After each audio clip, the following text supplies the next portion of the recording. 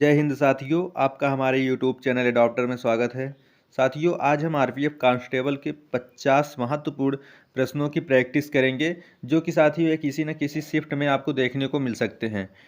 एक प्रश्न आपके लिए होमवर्क के रूप में भी दिया जाएगा। यदि आप हमारे चैनल पर नए हो तो हमारे वीडियो को लाइक और चैनल को सब्सक्राइब अवश्य कर लें, ताकि आपके पास प्रतिदिन नोटिफिकेशन पहुँचती रहे। तो चलिए शुरू करते हैं। साथियों, हमारा पहला प्रश्न है, एशियाटिक सोसाइटी या बंगाल के संस्थापक कौन थे? तो साथियों इसका सही जवाब हो जाएगा option number C, William Jones Asiatic Society या बंगाल के संस्थापक थे। तो ऑप्शन नंबर सी इसका बिल्कुल सही जवाब हो जाएगा। अगला प्रश्न है, राजा राम मोहन राय को युगदूत किसने कहा था? तो साथियों इसका सही जवाब हो जाएगा ऑप्शन नंबर ए, सुभाष चंद्र बोस ने राजा राम मोहन राय को युगदूत कहा था। तो ऑप्शन नंबर ए इसका बिल्कुल सही जवाब हो जाएगा। अगला प्रश्न है, तीसरे अंपायर नियम के प्रथम शिकार कौन से बल्लेबाज हुए? तो साथियों इसका सही जवाब हो जाएगा option number D, Sachin Tendulkar. तो ऑप्शन नंबर डी इसका बिल्कुल सही जवाब हो जाएगा। अगला प्रश्न है, श्वेतांबर और दिगंबर शब्द किस धर्म से जुड़ा है? तो साथियों इसका सही जवाब हो जाएगा ऑप्शन नंबर सी, जैन धर्म। तो ऑप्शन नंबर सी इसका बिल्कुल सही जवाब हो जाएगा। अगला प्रश्न है, दो समांतर दर्पणों के बीच रखे वस्तु का कितने प्रतिबिंब देखे जा सकते हैं? तो साथियों इसका सही जवाब हो जाएगा ऑप्शन नंबर ए, अनंत। तो ऑप्शन नंबर ए इसका बिल्कुल सही जवाब हो जाएगा। अगला प्रश्न है, कबड्डी को एशियाई खेलों में कब शामिल किया गया था? तो साथियों कबड्डी को एशियाई खेलों में 1990 में शामिल किया गया था।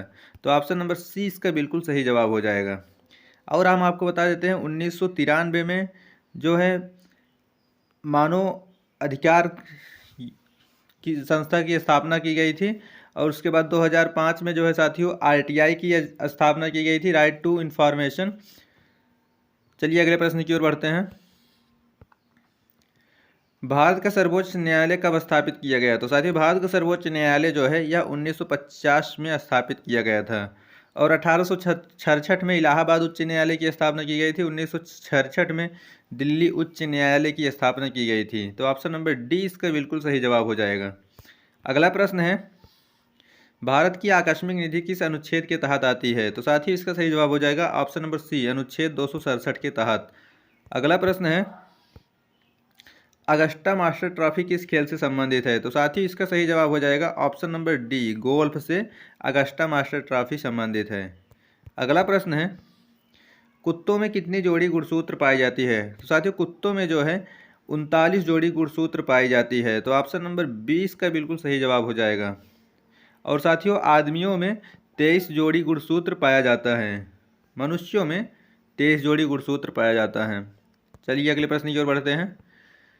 एलपीजी मुख्यतः किसका मिश्रण होता है? तो साथियों एलपीजी जो है यह मुख्यतः प्रोपेन एवं ब्यूटेन का मिश्रण होता है। तो ऑप्शन नंबर ए इसका बिल्कुल सही जवाब हो जाएगा।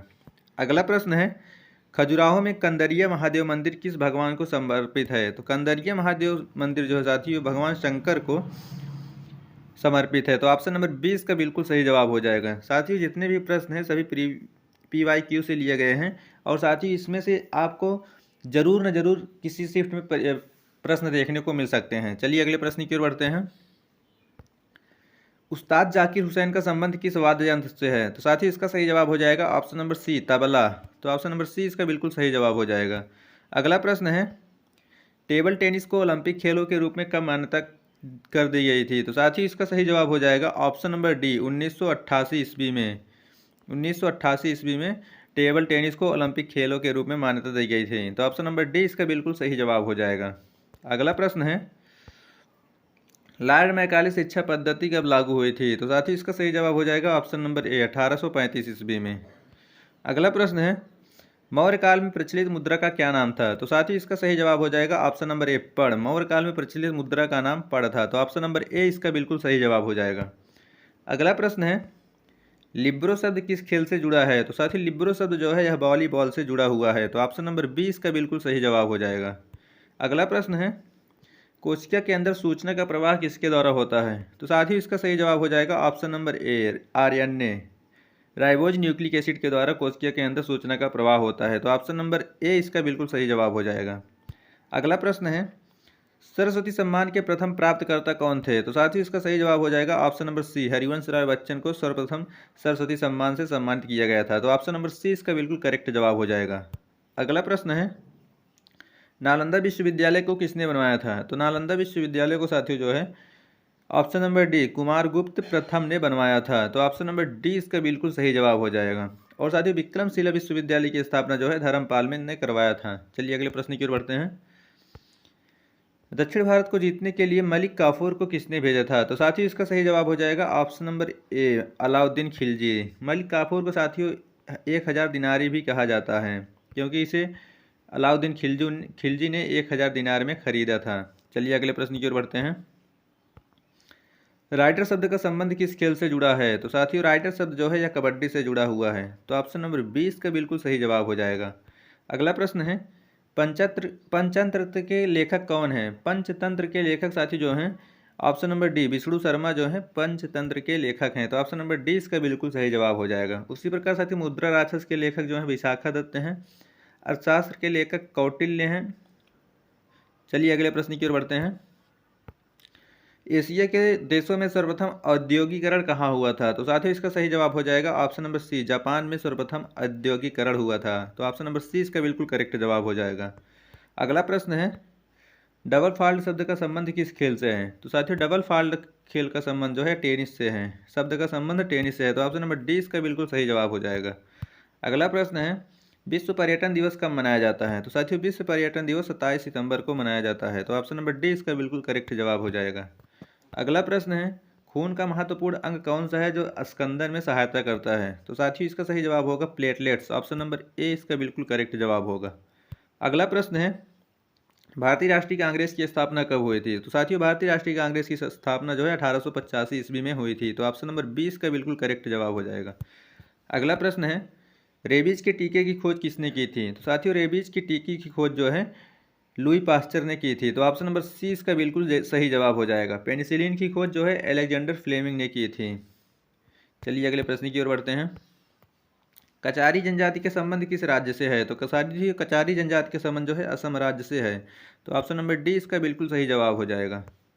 अगला प्रश्न है, the ground beneath her feet के लेखक कौन है? तो साथियों इसका सही जवाब हो जाएगा सलमान रुश्दी।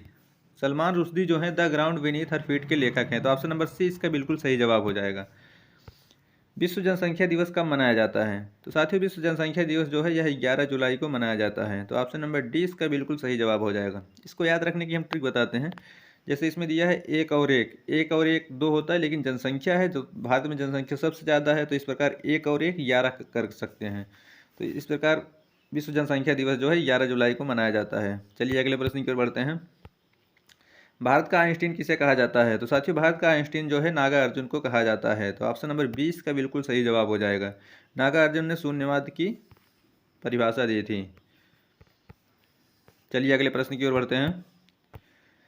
विटामिन सी की कमी से कौन सा रोग होता है? तो साथियों विटामिन सी की कमी से जो है स्कर्वी होता है। विटामिन डी की कमी से रिकेट्स होता है। विटामिन बी की कमी से वेरी होता है। तो ऑप्शन नंबर ए इसका बिल्कुल सही जवाब हो जाएगा। अगला प्रश्न है, भागीरथी और अलकनंदा मिलकर कौन सा प्रयाग बनाती हैं? तो साथियों भागीरथी और अलकनंदा मिलकर जो है देव प्रयाग बनाती हैं। तो ऑप्शन नंबर सी इसका बिल्कुल सही जवाब हो जाएगा। अगला प्रश्न है, इनमें से कौन सा आंतरिक ग्रह नहीं है? तो साथियों इसका सही जवाब हो जाएगा ऑप्शन नंबर डी बृहस्पति जो है यह आंतरिक ग्रह नहीं है। तो ऑप्शन नंबर डी इसका बिल्कुल सही जवाब हो जाएगा। साथियों दो प्रकार के ग्रह होते हैं, एक आंतरिक ग्रह एक बाह्य ग्रह। आंतरिक ग्रह में आ जाते हैं बुध शुक्र पृथ्वी और मंगल, और बाह्य ग्रह में बृहस्पति अरुण वरुण और शनि आ जाता है। तो ऑप्शन नंबर डी इस प्रकार इसका बिल्कुल सही जवाब हो जाएगा। चलिए अगले प्रश्न की ओर बढ़ते हैं। भारत का प्रत्येक नागरिक भ्रष्ट है, यह कथन किसका है? तो साथी यह कथन जो है लॉर्ड कॉर्नवालिस का है। तो ऑप्शन नंबर सी इसका बिल्कुल सही जवाब हो जाएगा। अगला प्रश्न है, नर्तकी कांस्य मूर्ति कहाँ से प्राप्त हुई थी? तो साथियों इसका सही जवाब हो जाएगा ऑप्शन नंबर बी मोहनजोदड़ो से नर्तकी की कांस्य मूर्ति प्राप्त हुई थी। अगला प्रश्न है, यूनिसेफ का मुख्यालय कहाँ स्थित है? तो साथी यूनिसेफ का मुख्यालय जो है न्यूयॉर्क में स्थित है। तो ऑप्शन नंबर डी इसका बिल्कुल सही जवाब हो जाएगा।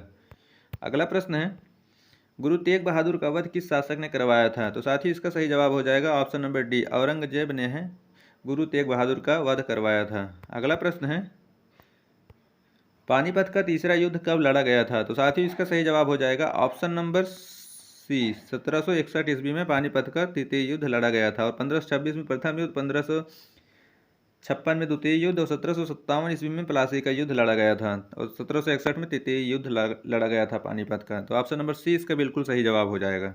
अगला प्रश्न है, पांचवी पंचवर्षीय योजना का समय काल क्या है? तो साथियों पांचवी पंचवर्षीय योजना का समय काल जो है 1974 से 78 तक है। इसमें साथियों गरीबी हटाओ का एक महत्वपूर्ण नारा दिया गया था। और तो ऑप्शन नंबर डी इसका बिल्कुल सही जवाब हो जाएगा। पहली पंचवर्षीय योजना का कार्यकाल जो है 1951 से 56, द्वितीय का 56 से 61, तृतीय का 61 से 66। फिर उसके बाद साथियों 2 साल का अंतराल होता है, फिर उसके बाद फिर से स्टार्ट हो जाता है 5 साल, फिर उसके बाद अंतराल होता है। तो इस पर पांचवी पंचवर्षीय योजना का समयकाल जो है 1974 से 78। इसमें इंदिरा गांधी ने गरीबी हटाओ का महत्वपूर्ण नारा दिया था। चलिए अगले प्रश्न की ओर बढ़ते हैं।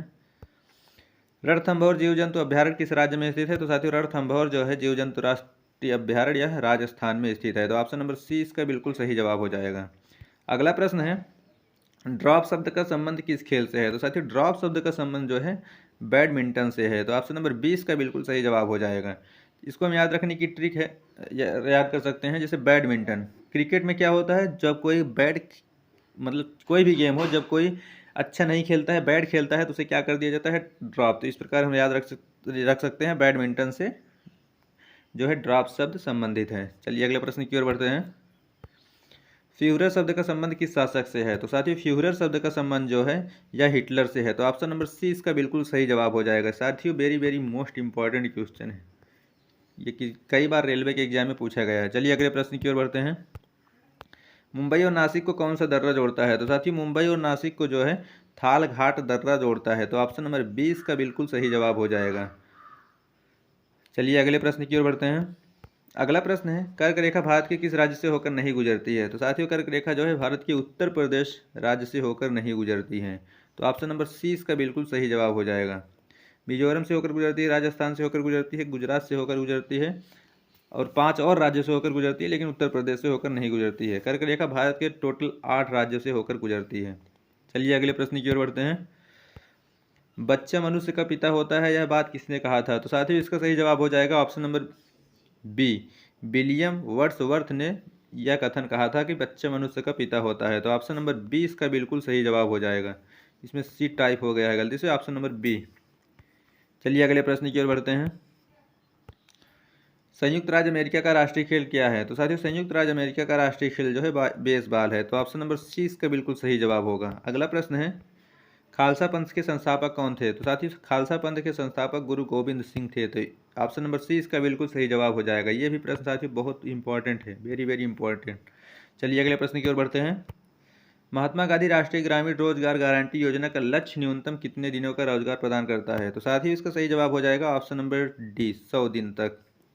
अगला प्रश्न है, नागासाकी पर परमाणु बम कब गिराया गया था? तो साथियों नागासाकी पर परमाणु बम जो है 9 अगस्त 1945 को गिराया गया था। इसके पहले साथियों हिरोशिमा पर 6 अगस्त 1945 को गिराया गया था, जिसका नाम था लिटिल बॉय। और 9 अगस्त 1945 को नागासाकी पर गिराया गया था, जिसका नाम था फैट बॉय और इसका था साथियों लिटिल बॉय।